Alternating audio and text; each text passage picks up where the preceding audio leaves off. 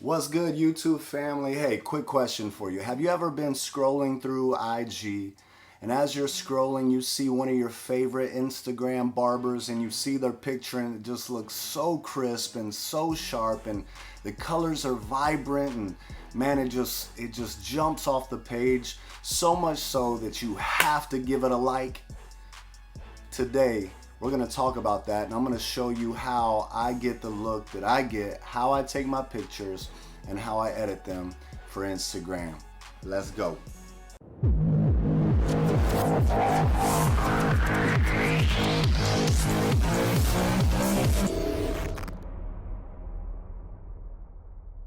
Okay, so starting off, I want to share with you what camera that I use. I actually use the Canon M50.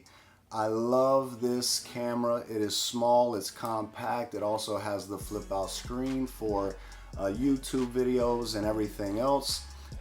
This is a phenomenal camera at a very good price.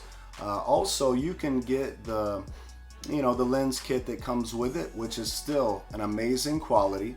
However, I had a lot of lenses that I used from my previous Canon camera and I wanted to be able to use those lenses as well. So what I did is I went out and I bought an adapter for my lens. I don't know if you can see that, but it's the Common Light autofocus adapter. And now with this Common Light adapter, I can take my wide angle lens that I use for my other Canon cameras, and I can use it for this mirrorless camera with this adapter. So for those that have been asking, I actually use my Canon EFS 24mm lens on the Common Light adapter. I love it. So it gives me that ability to really get close up with that wide angle lens and get the shots that I like. So to get the kind of pictures that I like with this Canon M50 and the lens that I've chosen, the 24mm lens, one of the things that I did is I went into the camera and I started playing around with the settings to get the blackest blacks possible, the lightest lights or the whitest whites. I wanted to get that good contrast between bright and darkness. So I went in there and I just started playing around. Now I'm no camera expert. I just kept messing around with the settings until I actually found something that I thought looked crisp and quality. But for me, there again, I like those brights to pop, but I also like a dark shadow, and as far as the background, I want it to look dark. I want the black hair to look really rich and black. So for me, I had to mess around with those settings. I don't really know what settings I have. That's something you gotta play with yourself to your liking. However, I've got it set to where I like it, that it gives me those deep, rich, dark colors, which, like I said, looks good to me. It's my preference. And basically, once I had everything set the way I liked it, had my lens on, now we're gonna show you how I actually take pictures using my ring light and my Canon M50. Let's go. On this day, I had Mr. Chris Bossio in the chair. It's an honor to cut his hair and to be his barber. Right now, I'm just fixing his hair a little bit, preparing it for the pictures. So, as you can see, I have an 18-inch Neewer NEEWER ring light. And I just kind of grab the ring light and move it in different positions. And I position him in different places so I can take pictures from different angles. I may take 100 pictures just to find that one quality picture that I want for Instagram. Now, I'm just trying to make sure that the subject and the fade is in focus. This may take a few different pictures to make sure you get that quality focus. Also, there again, take it from different angles, because different angles can also just make that blend look 100% better and pop a lot more.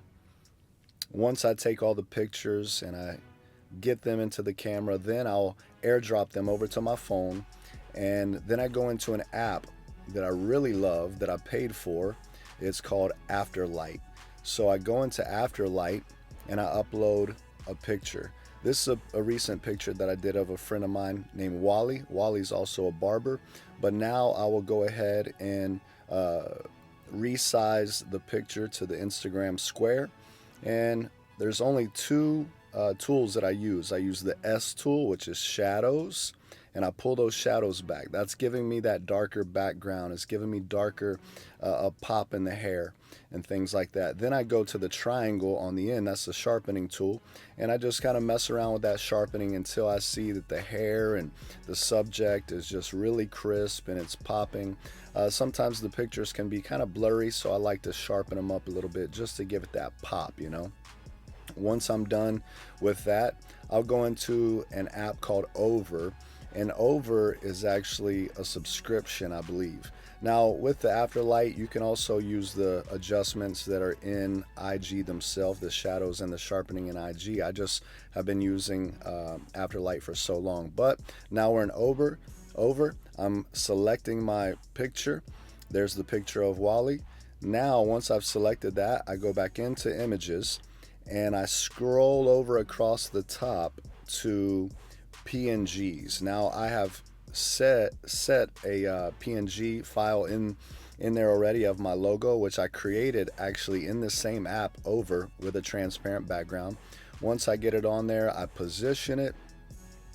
Then I just resize it. I usually like to resize my logo to about 46. That's where it looks good to me, and I'm trying to keep it consistent on every single one of my pictures so I remember that number. Once it's set in place, I save it to my camera roll and I get it ready to upload onto Instagram.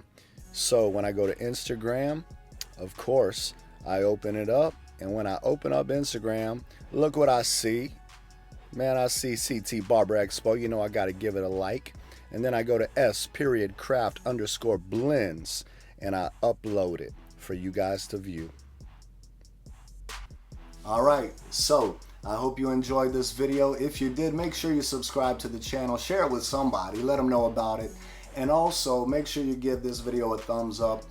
Till next time, God bless you guys. Peace.